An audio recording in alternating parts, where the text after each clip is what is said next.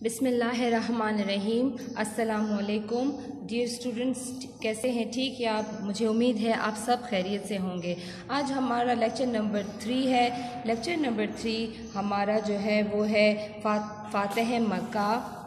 فاتح مکہ یعنی مکہ کو فتح کرنے والا۔ مکہ کو فتح کرنے والے ہمارے پیارے نبی صلی اللہ علیہ وآلہ وسلم تھے۔ ہمارے پیارے نبی صلی اللہ علیہ وآلہ وسلم نے مکہ فتح کیا، اس لیے ان کو فاتح کہتے ہیں، یعنی فتح حاصل کرنے والے۔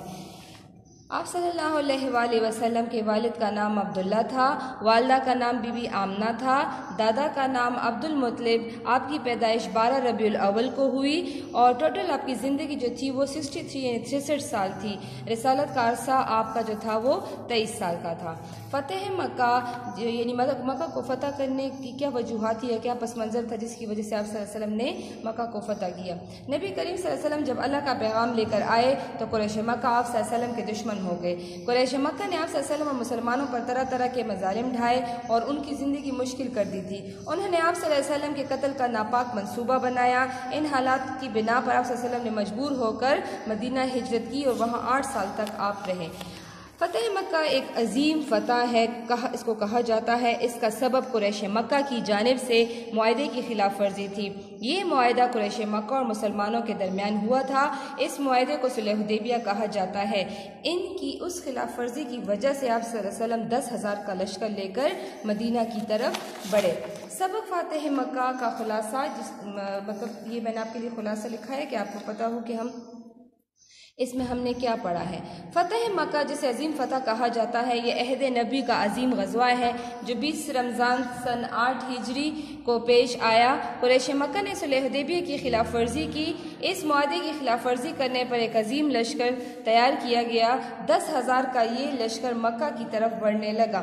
اس غزوے کا آغاز معمولی سی جھڑپ سے ہوا۔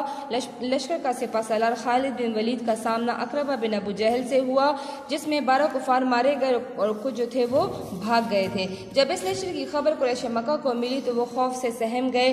انہیں اپنے مظالم یاد آ رہے تھے جو انہوں نے مسلمانوں پر کیے تھے۔ مکہ کے کافروں کی زیادتیوں کی وجہ سے اللہ تعالیٰ نے رسول صلی اللہ علیہ وسلم کو ہجرت کا حکم دیا۔ آپ صلی اللہ علیہ وسلم 8 سال پہلے رات کے اندھیرے میں گھر سے نکلے۔ اللہ کی شان دیکھیں کہ اللہ کے وہی پیغمبر 10,000 کے لشکر کے ساتھ مکہ میں داخل ہو رہے ہیں۔ ہر قبیلہ اپنا اپنا پرچم اٹھائے ہوئے ہے۔ قریش مکہ کو مارے خوف کے کوئی پناہ گاہ نظر نہیں آتی تھی۔ پناہ گاہ یعنی پناہ ملنے کی جگہ۔ اتنے میں اعلان ہوتا ہے کہ جو شخص ہتھیار پھینک دے یا خانہ کعبہ کے اندر بیٹھ جائے یا ابو سفیان کے گھر میں چلا جائے یا اپنے گھر کا دروازہ بند کر لے وہ امان میں ہے۔ سبحان اللہ! اس عظیم فاتح کی شان تو دیکھیے کہ جس اونٹ پر خود سوار ہیں اسی پر غلام کے بیٹے کو بٹھایا ہوا ہے۔ آپ صلی اللہ علیہ وسلم صحن کعبہ میں داخل ہوتے ہیں اور بتوں کو ایک ایک کر کے گراتے جاتے ہیں اور فرماتے ہیں جاء الحق وزهق الباطل ان الباطل کان زہوقا۔ ترجمہ: حق آ گیا اور باطل نابود ہو گیا، بے شک باطل نابود ہونے والا ہے۔ خانہ کعبہ اللہ اکبر کی صدا سے گونج اٹھا۔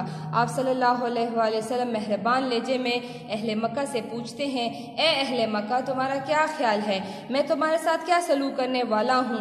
وہ آپ صلی اللہ علیہ وسلم کے عفو درگزر سے اچھی طرح واقف ہیں۔ وہ بے اختیار بول اٹھتے ہیں، آپ صلی اللہ علیہ وآلہ وسلم ہمارے بھائی کریم ابن کریم ہیں۔ یہ جواب سن کر اللہ کے پیغمبر فرماتے ہیں، آج تم پر کوئی گرفت نہیں، جاؤ تم سب آزاد ہو۔ یہ سنتے ہی تمام اہل مکہ کے چہرے خوشی سے کھل اٹھے۔ معافی پانے والوں میں ابو سفیان بھی شامل تھا۔